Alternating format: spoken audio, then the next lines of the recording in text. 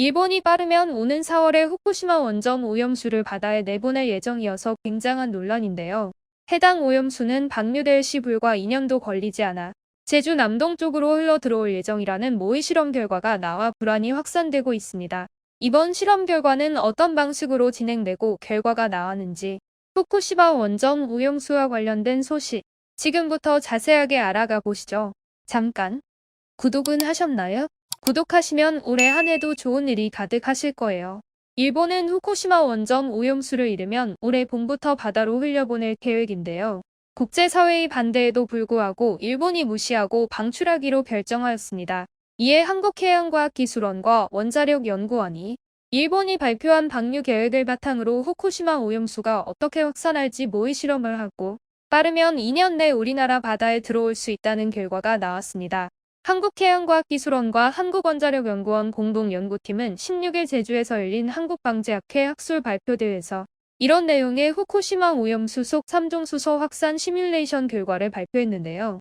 일본이 후쿠시마 원전 사고 오염수를 바다로 방류하면 오염수에 함유된 방사성 물질인 3종 수소가 제주 해역에 4에서 5년 후 본격적으로 유입되며 해류의 영향으로 2년 뒤에도 유입이 될 수 있다고 분석하였습니다.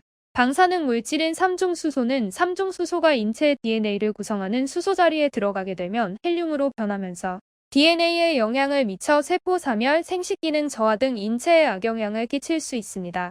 일본의 후쿠시마 오염수 방류의 국내 영향에 대한 국책연구기관 공동 시뮬레이션 결과가 공개된 것은 이번이 처음인데요. 본 정부가 2021년 4월 해양 방류를 결정한 뒤 이런 시뮬레이션이 필요하다는 지적에 이전 문재인 정부와 현 윤석열 정부는 모두 국책연구기관들이 분석 모델을 더 고도화해 실시할 것이라는 취지로 대응해왔습니다. 이번 연구 결과는 지난해 말까지 고도화 작업을 마친 분석 모델을 활용해 나온 것인데요.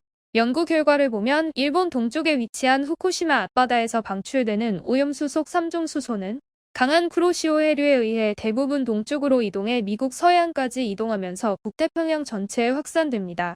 한반도 쪽 유입은 해류 흐름이 약해 느리게 진행되는데요. 3종 수소가 제주 해역에 본격적으로 유입되는 시기는 방출이 시작되고 4에서 5년 뒤로 분석되었습니다. 한반도가 일본과 가까이 있지만 태평양 연안보다 방출 오염수 영향을 받는 시기가 늦어지는 것은 해류 영향으로 바닷물이 일본 동쪽으로 흐르기 때문인데요. 한반도는 일본 서쪽에 위치해 있어 태평양 쪽으로 확산이 어느 정도 이뤄진 뒤 영향권에 놓이게 됩니다.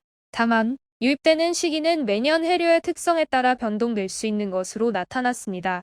공동 시뮬레이션에서는 방출 2년 뒤의 해류의 영향으로 한반도에 일시 유입되는 형태도 나타났는데요. 농도 자체는 낮은 농도라고 한들 방사능의 유입이 달갑지 않은 것은 사실이고 많은 걱정이 됩니다. 이번 시뮬레이션을 수행한 김경옥 해양과기원 책임연구원은 해류는 꾸준히 흐르지 않고 계절별 변동이 있다며 방류 2년 뒤 일시적으로 3종 수소가 유입되는 이유도 이 시기 해류가 강하기 때문이라고 설명했습니다.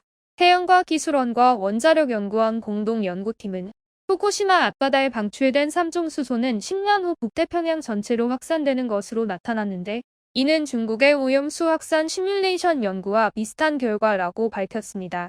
이번 시뮬레이션은 일본이 후쿠시마 원전 약 1km 앞바다의 3종 수소를 다음 달부터 10년간 매년 22조 베크럴씩 방류하는 것을 가정해 이뤄졌는데요. 22조 베크럴은 일본이 계획한 연간 최대 방출량입니다. 다만 이번 시뮬레이션 분석은 3종 수소의 확산만을 대상으로 한 것이어서 방류되는 다양한 방사성 물질들이 생물체 먹이사슬을 타고 축적되며 이동하는 과정은 고려되지 않았는데요. 따라서 이번 분석은 오염수 방류가 환경에 끼치는 전체 영향을 보여주는 것은 아닙니다. 일본이 방류하려는 오염수 속에는 3종 수소 이외에도 다양한 방사성 물질들이 함유돼 있어 더욱 큰 문제입니다. 환경운동연합은 논평에서 100여 개의 해양연구소가 소속되어 있는 정미해양연구소들을 비롯한 많은 전문가들은 일본 정부의 자료는 오염수가 보관되어 있는 각 탱크의 방사성 핵종 함량에 대한 중요한 데이터의 부재, 다핵종 제거 설비의 성능 부족 등을 근거로 일본 정부의 자료와 계획을 신뢰하고 있지 않다며 오염수 해양 방류의 안전성을 바닷물의 방사성 물질 농도만으로 평가해서 안 된다고 밝혔습니다. 일본은 왜 이렇게 전 세계뿐 아니라 일본 스스로에게도 민폐가 되는 일을 하는지 이해가 되지 않는데요. 우리뿐 아니라 우리의 아이들 그리고 세계의 모든 아이들도 건강한 세상에서 살기 위해 완전 오염수 방수가 멈춰지기를 기원하며 마치겠습니다. 대한홍익이었습니다. 감사합니다.